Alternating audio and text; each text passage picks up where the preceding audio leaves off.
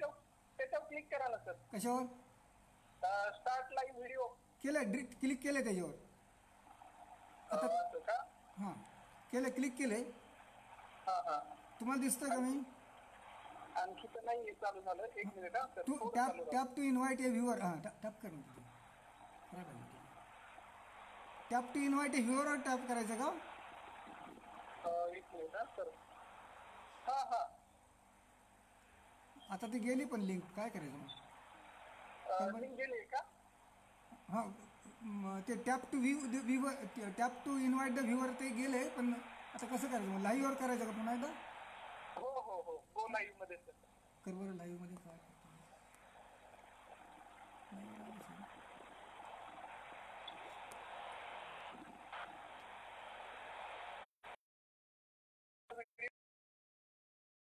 तुमच्याकडे यालाय का?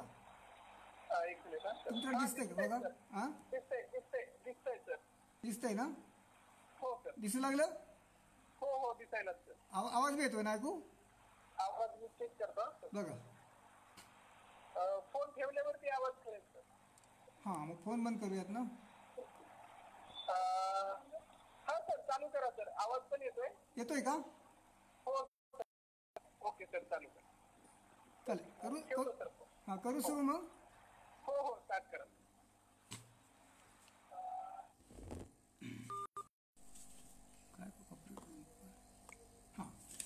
हां करू सुरू मग सर. हां गवारे सर सुरू करू. आवाज आहे ना, आता ते बंद केले का?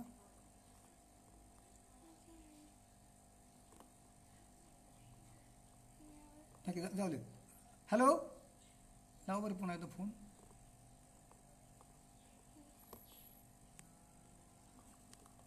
कुठं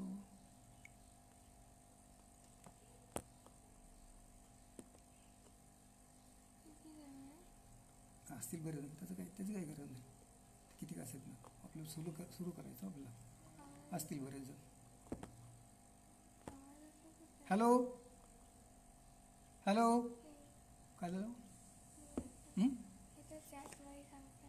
काय सांगते?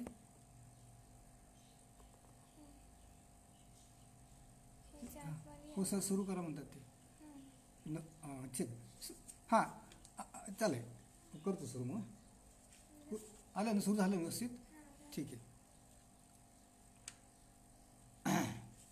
हॅलो, आता त्यांना ऐकायला जात असेल माझं. त्यांचं नाही ऐकायला ना मला. त्यांचं यायला पाहिजे ना काहीतरी. त्यांना जेवढे बोलायचं तेवढे यायला पाहिजे ना.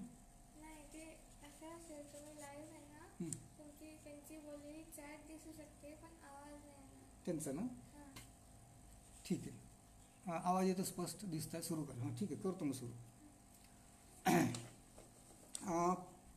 मित्र हो, पुण्यातील व एकूणच महाराष्ट्रातील एक प्रमुख पुरोगामी व विचारवंत कार्यकर्ते माननीय रमेश राक्षेजी, पुरोगामी विचार मंच नाशिकचे संयोजक माननीय रवींद्र सुरवशेजी, या विचारमंचाच्या फेसबुक पेजचे ॲडमिन माननीय सतीश गवारेजी, या कार्यक्रमाचे महाराष्ट्रातील व महाराष्ट्राबाहेरील सर्व सन्मान्य श्रोते व आस्वादक बंधू आणि भगिनींनो, आजचा माझा विषय आहे अण्णाभाऊ साठे यांचे साहित्य व त्याचा वर्तमानकालीन संदर्भ.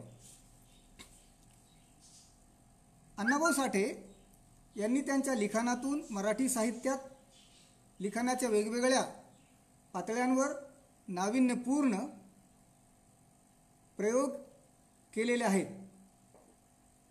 अण्णाभाऊंच्या लिखाणामुळे मराठी साहित्याला जवळपास पूर्णतः नवे असलेले विषय, आशय, तंत्रे, भौगोलिक परिसर तसेच मानवी समूह, त्यांचे जीवन व व्यवहार यांची भर पडली व मराठी साहित्य समृद्ध होण्यात बहुमोलाचा हातभार लागलेला आहे. अण्णाभाऊंनी हाताळलेले बहुतेक सर्वच विषय आजच्या काळालाही लागू आहेत असे आपल्याला दिसेल. साहित्यिक म्हणून अण्णाभाऊंच्या आगमनापूर्वी काही प्रमाणात वारकरी संतांचा अपवाद वगळता मराठी साहित्य हे बहुतांशी शहरी लोकांकडूनच लिहिले व वाचले जात होते. तसेच आधुनिक मराठी साहित्यातील बरेचसे साहित्य प्रकार हे इंग्रजी शिकलेल्या नागरी मराठी लेखकांनी मराठीत आणलेले आहेत. त्याचे कारण असे की उच्च शिक्षणाच्या सोयी बराच काळ फक्त मोठ्या शहरांमध्येच उपलब्ध होत्या व म्हणून अण्णाभाऊंच्या उदयापूर्वीचे मराठी साहित्य हे नागरी भागात व तिथे राहणाऱ्या मध्यमवर्गीयांच्या भोवतीच रुंजी घालत होते आणि केंद्रित झालेले होते. परंतु स्वातंत्र्यानंतर राष्ट्रीय चळवळ सुरू झाल्यानंतर व महात्मा गांधींनी खेड्याकडे चला अशी घोषणा दिल्यानंतर मूलतः शहरी भागात वाढलेल्या काही लेखकांनी ज्याला प्रादेशिक साहित्य म्हणता येईल असे साहित्य लिहायला सुरुवात केली. मग त्यामध्ये श्रीम माटे, ग ल ठोकळ, मालतीबाई बेडेकर यांनी ग्रामीण भागातील व्यक्तिरेखा, ग्रामीण वातावरण, ग्रामीण प्रसंग इत्यादींबद्दल प्रथमच मराठीत लिहिले. असे असले तरीही या लेखकांना स्वतःच्या शहरी व मध्यमवर्गीय पार्श्वभूमीमुळे ग्रामीण जीवनाच्या प्रत्यक्ष अनुभवाच्या अभावामुळे खूपच मर्यादा होत्या. त्यांच्यापैकी फारसे कोणाकडेही ग्रामीण वातावरण, संस्कृती यांचे सर्व छटानिशी समर्थ चित्रण करण्याचे साहित्यिक सामर्थ्य नव्हते, कारण त्यांचा तो अनुभव नव्हता. या पार्श्वभूमीवर अण्णाभाऊंचा महाराष्ट्राच्या ग्रामीण जीवनाचे व संस्कृतीचे पहिले प्रमुख व समर्थ चित्रण करते म्हणून उदय झाला. कारण अण्णाभाऊंना या जीवनाचे म्हणजे ग्रामीण जीवनाचे व संस्कृतीचे प्रत्यक्ष ज्ञान होते, तसे त्यांचा अनुभवही होता. अण्णाभाऊंनी आपल्या कथा कादंबऱ्यात, लोकनाट्यात चित्रित केलेले वातावरण व व्यक्तिरेखा या अत्यंत जिवंत, खऱ्याखुऱ्या, आजच्या सारख्याच असल्यासारख्या वाटाव्यात अशा आणि सुस्पष्ट होत्या. 1942 ते 1950 या कालखंडात अण्णाभाऊंनी लोकनाट्य, लावणी, पोवाडे असे वाङ्मय प्रकार हाताळले. या सर्व रचना मुख्यतः लालबावटा कलापथकाच्या माध्यमातून रंगमंचावर सादर करण्यासाठी, अन्याय, अत्याचार, विषमता, दैन्य, दारिद्र्य, भ्रष्टाचार यांच्याबाबतचे लोकप्रबोधन करण्यासाठी, सामान्य माणसाला अन्यायाविरुद्ध, विषमतेविरुद्ध पेटून उठविण्यासाठी, या गोष्टींचा प्रतिकार करण्यास तयार करण्यासाठी, थोडक्यात एका नव्या बदलासाठी प्रवृत्त करण्यासाठी वापरण्यात आल्या. शारीरिक श्रम करणाऱ्या कामगारांना अगदी सहज समजेल अशा भाषेत शास्त्रीय, ग्रामीण, बोजड व क्लिष्ट परिभाषा न वापरता कार्ल मार्क्सची इतिहासाच्या उत्क्रांतीवादाची संकल्पना समजावून सांगणे, सामाजिक बदलाच्या प्रक्रियेमधील कामगारांचे स्थान त्यांच्या मनावर ठसवणे व त्याद्वारे कामगारांमध्ये क्रांतिकारक जाणीव निर्माण करणे हा अकलेची गोष्ट या 1945 साली अण्णाभाऊंनी लिहिलेल्या लोकनाट्याचा मुख्य उद्देश होता. हे जग कामगारांच्या श्रमामधून तयार झाले आहे व कामगार हाच येथील बदलाचा अग्रदूत आहे असे या लोकनाट्याद्वारे दाखवण्याचा अण्णाभाऊ प्रयत्न करतात. त्यानंतर पुढे 2 मार्च 1958 रोजी महाराष्ट्र दलित साहित्य संघाच्या वतीने आयोजित केलेल्या पहिल्या साहित्य संमेलनाचे उद्घाटक म्हणून केलेल्या आपल्या भाषणात हे जग, ही पृथ्वी शेषाच्या मस्तकावर तरलेली नसून ती दलितांच्या, श्रमिकांच्या तळहातावर तरलेली आहे असे जे क्रांतिकारक सुभाषित वजा व सर्वपरिचित विधान अण्णाभाऊंनी केले, त्याची पाळेमुळे अकलेची गोष्ट सारख्या लोकनाट्याच्या आशयात व कार्ल मार्क्स सारख्या क्रांतीचं तत्त्वज्ञान सांगणाऱ्या तत्त्ववेत्त्याच्या विचारात आहे हे आपल्या लक्षात येते. अण्णाभाऊंचे श्रमिकांबद्दलचे विधान आजही खरे आहे. कोरोनासारख्या आपल्यावर लादल्या गेलेल्या लॉकडाऊनमध्ये कामगार उपलब्ध होत नाहीत म्हणून कित्येक उद्योगधंदे अडखळत पडले आहेत, रखडत पडले आहेत आणि ही गोष्ट कामगारांची गरज अधोरेखित करणारी आहे की जी कामगारांची गरज अण्णाभाऊंनी कित्येक वर्षांपूर्वी अधोरेखित केली होती. ग्रामीण भागातील जमीनदार, सावकार आणि पारंपरिक व्यापारी यांचा अण्णाभाऊंना संताप होता, कारण बरेचदा हेच लोक सामान्य माणसाची पिळवणूक करीत होते, तसेच त्यांचा छळही करत होते. म्हणून खापऱ्या चोर या 1946 साली लिहिलेला आणि प्रसिद्ध झालेला लोकनाट्यात अण्णाभाऊंनी या पिळवणूक करणाऱ्यांना आपल्या टीकेचे लक्ष्य व थट्टेचे लक्ष बनवले आहे. मित्रहो, आजही खेड्यापाड्यातील सावकारांच्या, तथाकथित सवर्णांच्या, वतनदारांच्या जाचामुळे कित्येक गरीब लोकांना जीवघेण्या त्रासाला सामोरे जावे लागत आहे व त्यातूनच गरीब शेतकरी आत्महत्या करत आहेत. यातच आता कर्ज देणाऱ्या बँकांचीही भर पडली आहे आणि तसेच या खेड्यापाड्यातील मागासवर्गीयांना हीच सावकार व तथाकथित सवर्ण मंडळी छळत असतात. हे आजचे वास्तव आहे, जे अण्णाभाऊंनी फार पूर्वीच आपल्या साहित्यातून दाखवलेले आहे. बेकायदेशीर हे 1947 साली अण्णाभाऊंनी लोकनाट्य लिहिलं. 1947च्या निवडणुकांच्या राजकारणावर हे लोकनाट्य प्रकाश टाकते. पैशांचे पाठबळ असलेला भांडवलदार वर्गातला सेठ मगरचंद हा उमेदवार निवडून येतो व पुढे मंत्रीसुद्धा होतो. त्यामुळे तो ज्या मालक आणि भांडवलदार वर्गातून आलेला असतो त्या वर्गाचे हिताचे रक्षण करतो. मित्रहो, आपलं असे दिसेल की अण्णाभाऊंनी वर्णिलेली ही वस्तुस्थिती आजही कायम आहे. सार्वत्रिक निवडणुका आजही पैसेवालेच लढवतात व जिंकतात आणि मंत्री होतात आणि मंत्री झाल्यानंतर भांडवलदारांच्या हिताचे रक्षण करतात. हे भारतातील जवळजवळ सर्वच राजकीय पक्षांना लागू आहे. भाषावार प्रांतरचना या विषयावर अण्णाभाऊंनी माझी मुंबई हे लोकनाट्य लिहिले व मुंबई महाराष्ट्राची आहे हे ठामपणे सांगण्याचा प्रयत्न केला. या लोकनाट्याचा विषय हा जरी आता काहीसा इतिहासाचा भाग झाला असला तरी या वगनाट्यातील काळ्या बाजाराचा पोवाडा हा पोवाडा मात्र आजही ताजा व सद्यस्थितीला लागू पडणार आहे. आपल्याला माहीत आहे की जीवनावश्यक वस्तूंचा साठा करून, कृत्रिम टंचाई करून या वस्तूंचा काळा बाजार करणारे आणि आवाच्या सवा किमतीला या वस्तू विकून सर्वसामान्य माणसाची लुटमार करणारे लोक आजही आपल्यात सर्रास आढळतात, दिसतात. 1948 साली अण्णाभाऊंनी त्यांच्या लेखन कारकिर्दीतील पूर्ण लांबीचे असे एकमेव नाटक लिहिले. ते नाटक म्हणजे इनामदार. हे नाटक त्यांच्याच वैर या कादंबरीवर बऱ्याच अंशी आधारित आहे.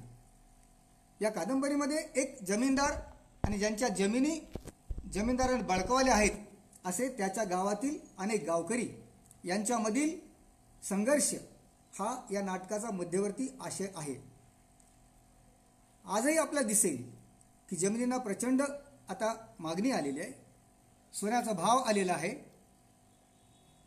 आणि त्यामुळेच गरीब अज्ञानी लोकांच्या जमिनी सरळ सरळ हडप करणे किंवा मग कमी दराने किंवा दिलेल्या कर्जाच्या बदल्यात बळकावणे असे प्रकार आजही दिसतात. यात बऱ्याचदा हिंसाही होताना दिसतात आणि तोच विषय अण्णाभाऊंनी त्यांच्या वैर कादंबरीत व त्यानंतर त्यावर बऱ्याच अंशी आधारित असलेल्या इनामदार या नाटकात हाताळलेला आहे. ज्याला आपण स्टाईल म्हणतो किंवा संरचना म्हणतो, अशी स्टाईल आणि संरचना आणि विषयाचे प्रस्तुतीकरण यांच्या बाबतीत अण्णाभाऊंनी मात्र आपल्या लोकनाट्यांमध्ये पारंपरिक तमाशापेक्षा मूलतःच वेगळेपण जपलेले आणि जोपासलेले दिसते. तमाशाचे कल्पनारम्य, अंधश्रद्धांचे समर्थन करणारे, धार्मिक आणि आध्यात्मिक असे मूळचे स्वरूप त्यांनी पूर्णतः बदलले. त्यांनी भौतिक तसेच सामान्य लोकांसमोरील ज्वलंत आणि चालू समस्यावर लोकनाट्ये लिहिली. तमाशामध्ये त्यांनी लोकांच्या समस्यांना उत्तरे शोधण्याचा प्रयत्न केला. त्याचबरोबर बोलणे आणि वागणे यांच्यातील सुसंगतपणा, शास्त्रीय दृष्टिकोन, निर्भयता या तत्वांचा समावेश केला आणि तमाशाला समकालीन समस्यांच्या चर्चेसाठीचे एक खुले व्यासपीठ बनवले. याच कारणामुळे अण्णाभाऊंनी लिहिलेल्या एकूण 15 लोकनाट्यांपैकी एकही लोकनाट्य हे ऐतिहासिक, पौराणिक किंवा धार्मिक विषयावर आधारलेले नाही. या अण्णाभाऊंच्या लोकनाट्यातून अण्णाभाऊंनी हाताळलेले कित्येक प्रश्न आजही कायम आहेत असे आपल्याला दिसेल. तमाशामध्ये देवदेवतांना गणाच्या केंद्रस्थानी ठेवण्याचा प्रघात होता. त्या प्रथेऐवजी अण्णाभाऊंनी आपल्या लोकनाट्यातून गणामध्ये छत्रपती शिवाजी महाराज, लोकमान्य टिळक यांच्यासारख्या लोकनेत्यांना तसेच सामाजिक बांधिलकी मानत असल्याने जनसामान्यांना आदरणीय वाटणाऱ्या ज्ञानेश्वर, तुकाराम यांच्यासारख्या संत कवींना छत्रपती शिवाजी महाराज, महात्मा फुले, डॉक्टर बाबासाहेब आंबेडकर यासारख्या समाजसुधारकांना, राजकीय कार्यकर्त्यांना केंद्रस्थानी ठेवले. मित्रहो, तमाशाचा अविभाज्य भाग असलेल्या कृष्ण आणि गवळणी यांच्यामधील सूचक अर्थ असलेल्या शृंगारिक संवादांनाही अण्णाभाऊंनी आपल्या लोकनाट्यामधून फाटा दिला. त्यांच्या ठिकाणी अण्णाभाऊंनी ताज्या व महाराष्ट्राच्या लोकजीवनाशी संबंधित अशा काळाबाजार, युद्ध, संप, निवडणुका, राजकीय पक्षांचे जाहीरनामे, मोर्चे, टाळेबंदी, दुष्काळ, संयुक्त महाराष्ट्र चळवळ अशा समस्यावरील चर्चांना स्थान दिले व अशा रीतीने महाराष्ट्राच्या तमाशा या आद्य कला प्रकारामध्ये क्रांतिकारक बदल घडवून आणले. अण्णाभाऊंनी जे हाताळलेले विषय आहेत त्यातले कित्येक विषय आजही जिवंत आहेत. जसे की काळाबाजार, युद्ध, संप, निवडणुका, मोर्चे हे विषय आजही तसेच कायम आहेत. अण्णाभाऊंच्या वैचारिक बांधिलकीचा विचार करता काही काळ अण्णाभाऊ कम्युनिझम या क्रांतिकारी तत्त्वज्ञानाचे पाईक होते. हे सर्वश्रुत आहे. त्यांच्या काव्यरचनांना सुद्धा हे लागू पडते. सर्वच कम्युनिस्टाप्रमाणे किंवा जोपर्यंत अण्णाभाऊ कम्युनिस्ट विचाराच्या प्रभावाखाली होते तोपर्यंत बाकीच्या सर्वच कम्युनिस्टाप्रमाणे अण्णाभाऊंच्या मते सुद्धा माणसांचे फक्त दोनच प्रमुख वर्ग आहेत. ते म्हणजे नंबर 1 श्रीमंतांचा किंवा पिळवणूक करणाऱ्यांचा वर्ग ज्याला बुर्झवा म्हणतात, व गरीब किंवा लोकांचा तसेच पिळवणूक होणाऱ्यांचा वर्ग की ज्याला कम्युनिस्ट किंवा मार्क्सिस्ट परिभाषेमध्ये प्रोलेटॅरिएट असं म्हणतात. या दोन वर्गांमध्ये कधीतरी संघर्ष होईल आणि त्या संघर्षामध्ये गरिबांचा विजय होईल असेही अण्णाभाऊंना अभिप्रेत होते आणि तसे त्यांना वाटत होते. आपण आजही पाहू की अण्णाभाऊंना अभिप्रेत असला जो प्रोलेटॅरिएट वर्ग आहे त्या वर्गाचा संघर्ष, न्यायासाठीचा संघर्ष आजही चालूच आहे. आपलं पुढे असं दिसेल मित्र हो की बहुतेक कम्युनिस्टांप्रमाणे जात आणि धर्म या भारतातील वास्तवाकडे व त्यावर आधारित सामाजिक, राजकीय, धार्मिक, आर्थिक, सांस्कृतिक इत्यादी व्यवहारांकडे अण्णाभाऊंनी डोळेझाक केलेली नव्हती. अण्णाभाऊंनी डोळे उघडे ठेवून कम्युनिझमचा स्वीकार केला होता. अण्णाभाऊंनी झापडबंद पद्धतीने कम्युनिझमचा स्वीकार केलेला नव्हता. आणि म्हणूनच आपलं असं दिसेल की अण्णाभाऊंनी ज्या इतर साहित्य प्रकार लिहिले त्या साहित्य प्रकारांमध्ये, त्या लेखनातूनही अण्णाभाऊंनी जे जे सर्वसामान्य माणसाच्या हिताचं आहे, फायद्याचं आहे, उदात्त आहे, प्रशंसनीय आहे, त्याच्या संदर्भात काही चांगला विचार करणार आहे त्याची भलावण केली, त्याची स्तुती केली आणि जे निंदनीय व अधम आहे त्याचा धिक्कार केला. परिणामतः मराठी साहित्यात एक प्रगतिशील व वैज्ञानिक विचारसरणीचे लेखक म्हणून अण्णाभाऊंना अत्यंत मानाचं स्थान आहे. अण्णाभाऊंच्या साहित्यात आपल्याला एक दिसेल की व्यक्तिगत दुःखाची सांगड योग्य प्रकारे एखाद्या सामाजिक किंवा राजकीय समस्येशी कशी घातली जाऊ शकते हे अण्णाभाऊंनी माझी मैना गावावर राहिली, माझ्या जीवाची होती या काहिली या त्यांच्या लावणीतून आपल्याला शिकवलेलं आहे. अण्णाभाऊंची ही रचना अण्णाभाऊंच्या सर्वात लोकप्रिय रचनांपैकी एक आहे. या लावणीमध्ये अण्णाभाऊ 3 विषय हाताळताना दिसतात प्रामुख्याने. ते म्हणजे नंबर 1 प्रियकराचे प्रियसीच्या विरहाचे दुःख, दुसरा विषय म्हणजे मुंबईच्या जीवनाचे चित्रण आणि तिसरा विषय म्हणजे संयुक्त महाराष्ट्र चळवळ व महाराष्ट्र कर्नाटक सीमेचा वाद.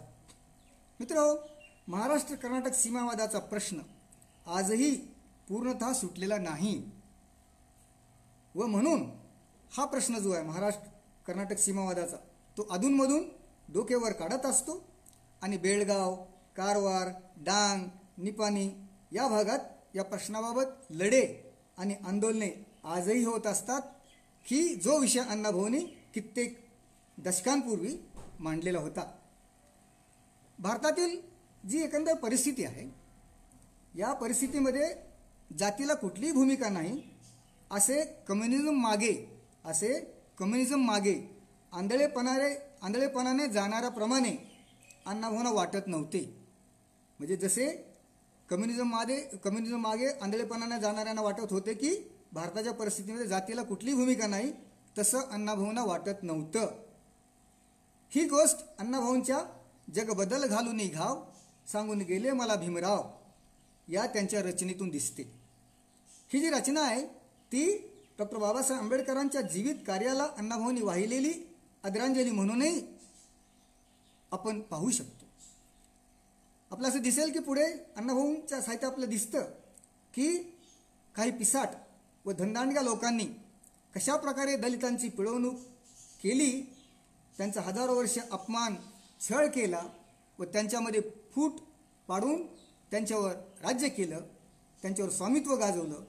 याचे अण्णाभाऊंनी या छोट्या रचनेमध्ये जग बदल घालून घाव सांगून गेले मला भीमराव या छोट्या रचनेमध्ये अत्यंत प्रत्ययकारी असे वर्णन केले आहे. या रचनेतून अण्णाभाऊ सर्व संबंधितांना डॉक्टर आंबेडकरांच्या जीवित कार्यापासून प्रेरणा घेण्याचे व डॉक्टर आंबेडकरांच्या संदेशानुसार घाव घालून जग बदलण्याचे आवाहन करतात. मित्रहो, अण्णाभाऊंनी ज्या कथा कादंबऱ्या लिहिल्या त्यामधूनही त्यांनी नवीन विषय, नवीन संघर्ष चित्रित केले. अण्णाभाऊंच्या आगमनापर्यंत मराठी साहित्यात कधीही न दिसलेले ग्रामीण व संघर्षमय जीवन हे अण्णाभाऊंनी आपल्या लेखनाच्या केंद्रस्थानी ठेवले. मराठी साहित्यात या विषयांना पूर्वी कोणीही स्पर्श केलेला नव्हता, महत्त्व दिलेले नव्हते आणि म्हणून अण्णाभाऊंमुळे मराठी साहित्याचे केंद्र केवळ गावाकडेच नव्हे तर वाड्या वस्त्यांच्या दिशेने सरकू लागले. या वाड्या वस्त्या होत्या दलितांच्या, झोपडपट्टीवासियांच्या, आदिवासींच्या आणि भटक्या विमुक्तांच्या. इतर कुणीही न मळवलेल्या वाटेवरचे अण्णाभाऊ हे बहुधा पहिलेच पथिक होते. आणि म्हणून आपलं असं दिसेल की संत ज्ञानेश्वर, संत तुकाराम, महात्मा फुले, राजर्षी शाहू, डॉक्टर बाबासाहेब आंबेडकर यांनी जसे तत्कालीन ज्ञानाला सर्वसामान्य माणसापर्यंत पोचवले आणि नेले, त्याचप्रमाणे अण्णाभाऊंनीही त्यांच्या साहित्याला, मराठी साहित्याला जनमानसापर्यंत पोचवले व त्यामधून मराठी साहित्य विश्वात दलित साहित्याला एक महत्त्वपूर्ण स्थान मिळवून दिले आणि दलित साहित्याची पुढची भविष्यकालीन दिशा निश्चित केली. अण्णाभाऊंनी लिहिलेली सर्वात प्रसिद्ध कादंबरी म्हणजे फकीरा. 1959 साली प्रसिद्ध झालेली ही कादंबरी ही ज्ञानपीठ विजेते लेखक, मराठी लेखक वि. स. खांडेकर यांनीही गौरवलेली आहे. 1961 साली या कादंबरीला उत्कृष्ट कादंबरीबद्दलचा महाराष्ट्र राज्य साहित्य पुरस्कारही मिळाला. ही कादंबरी अण्णाभाऊंनी डॉक्टर बाबासाहेब आंबेडकर यांच्या झुंजार लेखणीस अर्पण केलेली आहे. यावरून अण्णाभाऊंना भारतीय समाजात क्रांती घडवणाऱ्या विचारांची मनापासून ओढ होती व अशा क्रांतिकारक विचारांचे ते पाईक व समर्थकही होते हे स्पष्ट होते. आणि डॉक्टर बाबासाहेब आंबेडकर हे आजच्या घडीचेही विचारवंत आहेत आपले. आणि म्हणून अण्णाभाऊंनी डॉक्टर आंबेडकरचा उल्लेख करणं म्हणजे आजच्या घडीला जे लागू आहे ते तत्त्वज्ञान मान्य करणं, त्याचा प्रसार करणं, समर्थन करणं असंच आपलं म्हणावं लागेल. फकीरा या कादंबरीत आपलं माहीतच आहे की अण्णाभाऊंनी शतकानुशतके उपेक्षित राहिलेल्या मातंग समाजाच्या व एका अर्थाने एकूणच पददलितांच्या सामर्थ्याचे आणि धाडसाचे चित्रण केले आहे. या कादंबरीत अण्णाभाऊंनी दलितांच्या अंगी असलेला झुंजारपणा, बंडखोरपणा, लढत लढत मरण्याची तयारी, स्वाभिमान, गरजू आणि लायक व्यक्तींना कुठल्याही परिस्थितीत मदत करण्याची वृत्ती इत्यादी उदात्त गुणांचे चित्रण केले आहे. याच गुणांचा अंगीकार करणे आजही बहुजन समाजाला आवश्यक आहे व त्यातच त्यांची प्रगती आहे हे अण्णाभाऊ त्यांच्या विचारातून सुचवतात, हे आपण लक्षात घेतलं पाहिजे. माकडीचा माळ सारखी जी कादंबरी आहे त्या कादंबरीतून अण्णाभाऊंच्या पददलितांच्या, भटक्या विमुक्तांच्या बद्दलची तळमळ आणि आस्था व्यक्त होते. या कादंबरीचं एक वैशिष्ट्य असं की मराठी साहित्यात प्रथमच सुगीच्या दिवसांमध्ये खेड्याच्या बाहेर एखाद्या टेकडीवर किंवा माळावर पाले उभारून त्याच्यामध्ये राहणाऱ्या भटक्या जाती जमातींचे अत्यंत प्रामाणिक, समर्थ आणि जीवन चित्रण अण्णाभाऊंनी केलेलं आहे. हे या कादंबरीचं महत्त्वाचं वैशिष्ट्य आहे. अण्णाभाऊंनी अतिशय बारकाईने या भटक्या लोकांची जीवन पद्धती, त्यांचे संघर्ष, त्यांची सुखदुःखे, त्यांच्यातील प्रेम प्रकरणे, त्यांची नीतिमत्ता, व्यवसाय, रीतिरिवाज, त्यांच्यातले दंडक, त्यांच्यामधील पोटजाती आणि सुस्थिर समाजाचा त्यांच्याबद्दलचा दृष्टिकोन इत्यादींचे चित्रण केलेले आहे. आपल्याला माहीतच आहे की मित्र हो की भटक्या विमुक्त जाती जमातीचे कित्येक प्रश्न आजही कायम आहेत व त्या प्रश्नांच्या सोडवणुकीसाठी आजही भटके विमुक्त लोक लढा देत असतात, संघर्ष करत असतात. अण्णाभाऊंनी महिलांच्या प्रश्नावर बऱ्याच कादंबऱ्या लिहिल्या आहेत. ज्यातल्या महत्त्वाच्या कादंबऱ्या म्हणजे चित्रा, वैजंता, चंदन, चिखलातील कमळ, आवडी इत्यादी. आवडी ही कादंबरी आजचा जो जीवन प्रश्न आहे, एक सामाजिक प्रश्न, त्यावरची कादंबरी असं म्हणावं लागतं. आवडी ही कादंबरी आपल्याला माहीत आहे आंतरजातीय विवाहाच्या संदर्भातली आहे. आणि आजही आपलं माहीत आहे की जर एखाद्या मागासवर्गीय, दलित, भटके विमुक्त अशा वंचित समाजातील मुलाने जर उच्चवर्णीय मुलीशी विवाह केला तर आजही आपला ऑनर किलिंगच्या नावाखाली अशा मुलांची हत्या, सरळ हत्या केलेली कित्येक उदाहरणं आपल्याला सापडतात.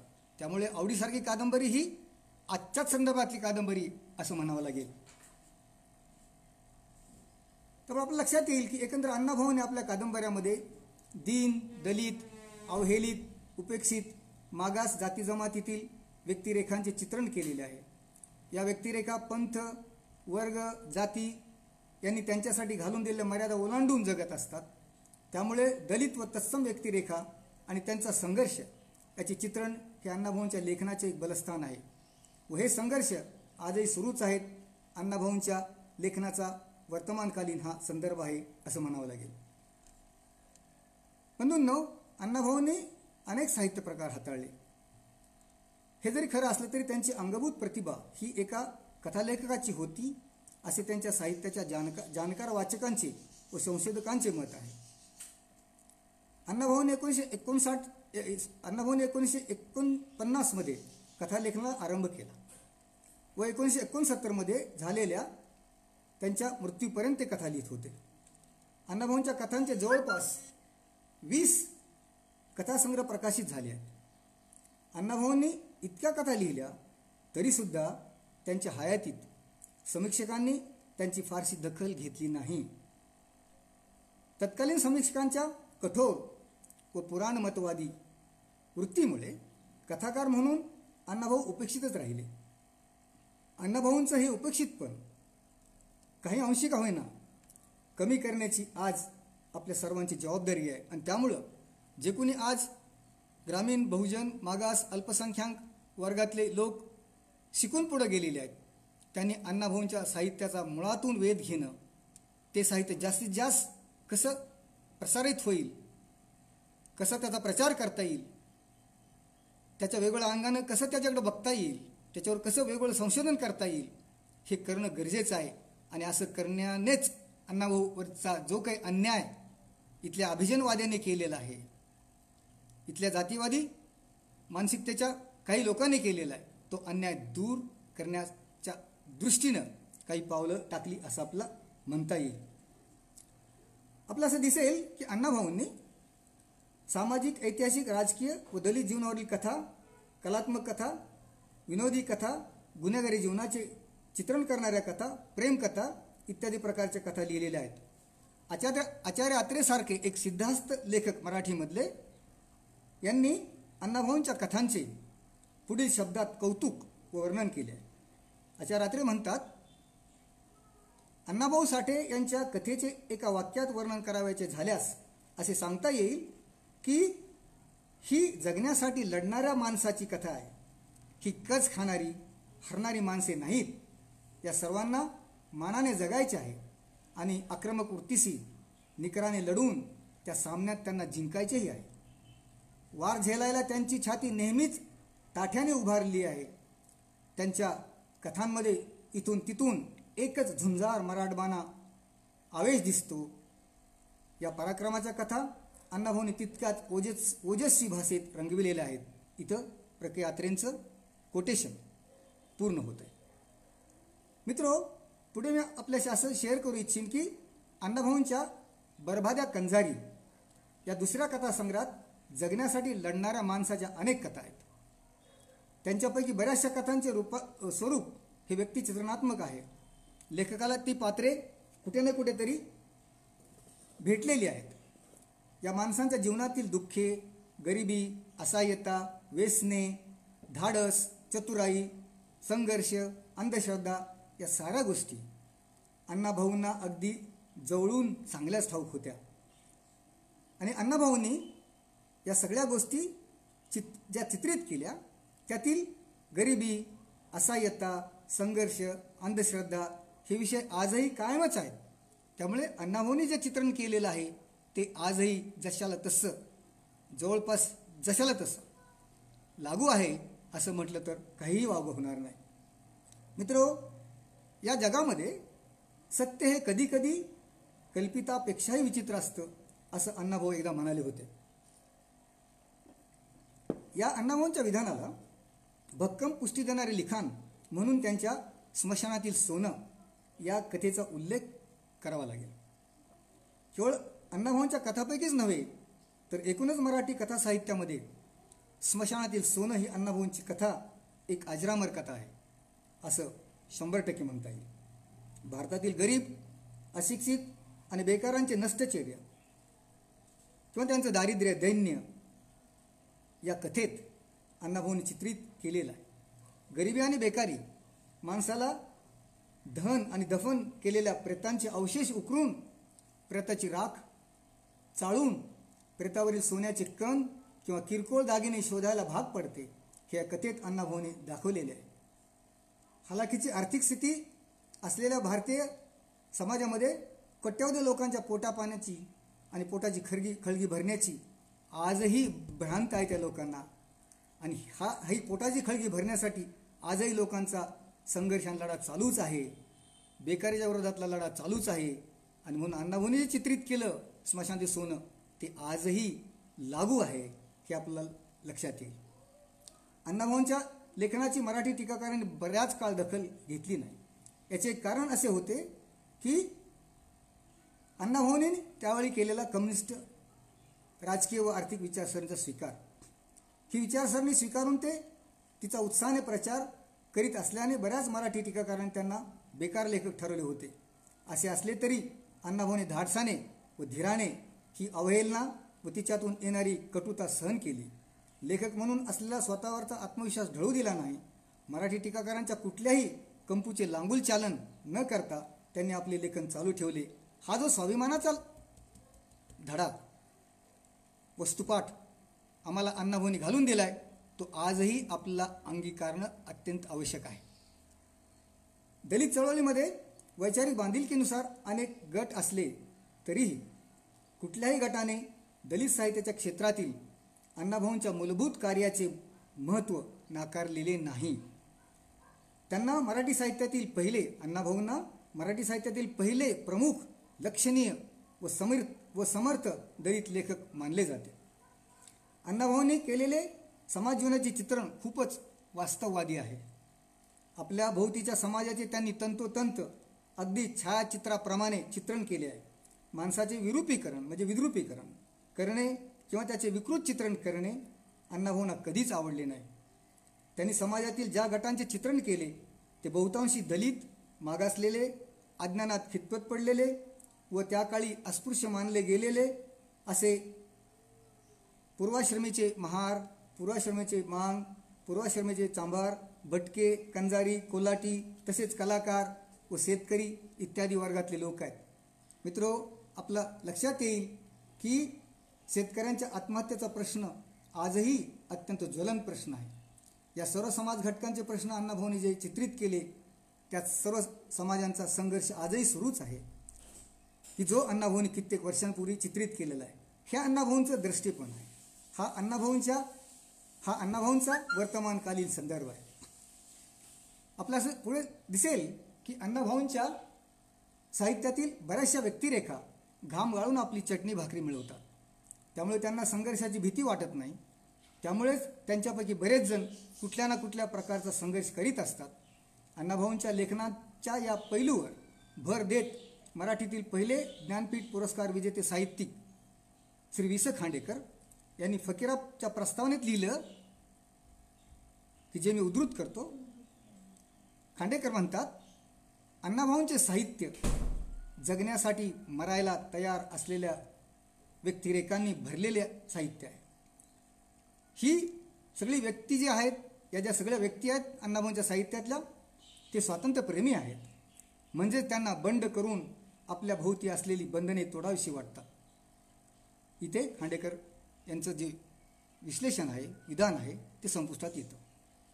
मित्र, आजही आपल्याला अण्णाभाऊ सांगतात की आपण सर्वांनी स्वातंत्र्यप्रेमी असलं पाहिजे, कुणाचं गुलाम होता कामा नये.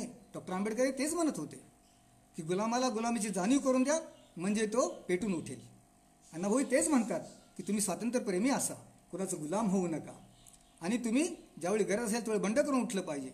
ही जी वृत्ती आहे ही आजही आपल्या उपयोगाची आहे. ती अंगीकारल्याशिवाय आपलं स्वाभिमानानं जगता येणार नाही, ही वस्तुस्थिती आहे. अण्णाभाऊंच्या काळात हलक्या समजल्या जाणाऱ्या तमाशाचे रूपांतर अण्णाभाऊंनी लोकनाट्यामध्ये केले. अण्णाभाऊंनी लोकनाट्याला प्रतिष्ठा, गांभीर्य आणि सामाजिक मान्यता मिळवून दिली. कारण अण्णाभाऊंनी त्यात अनेक नवीन व चांगल्या गोष्टींचा समावेश केला. तमाशा या कलेला आपला परिस्पर्श करून अण्णाभाऊंनी त्यास बदलत्या काळातही तग धरून राहण्यास समर्थ बनवले. आपलं माहीत आहे की लोकनाट्य हा अण्णाभाऊंनी तयार केलेला समर्पक असा शब्द आजही ठळकपणे वापरला जातोय, आणि तमाशांचे जे लोकनाट्य झालेले त्याचे प्रयोग होत आहेत. हे सर्व उल्लेख हे दर्शवतात की अण्णाभाऊ आजही उपयुक्त असलेले, म्हणजेच रेलेवंट असलेले लेखक आहेत. अशा पद्धतीनं हे माझं अण्णाभाऊंच्या आजच्या काळात लागू असलेल्या साहित्याच्या संदर्भातलं जे विश्लेषण आहे ते मी ते वेळ झालेला आहे त्यामुळे थांबवतो, संपवतो. संपवण्यापूर्वी माननीय रमेशजी राक्षे, माननीय रवींद्र सुरवशेजी, माननीय सतीश गवारेजी आणि आपल्या तमाम श्रोत्यांना पुन्हा एकदा अभिवादन करून आणि पुन्हा एकदा त्या सर्वांचे धन्यवाद व्यक्त करून मी इथे थांबतो, आपली रजा घेतो. जय हिंद, जय महाराष्ट्र.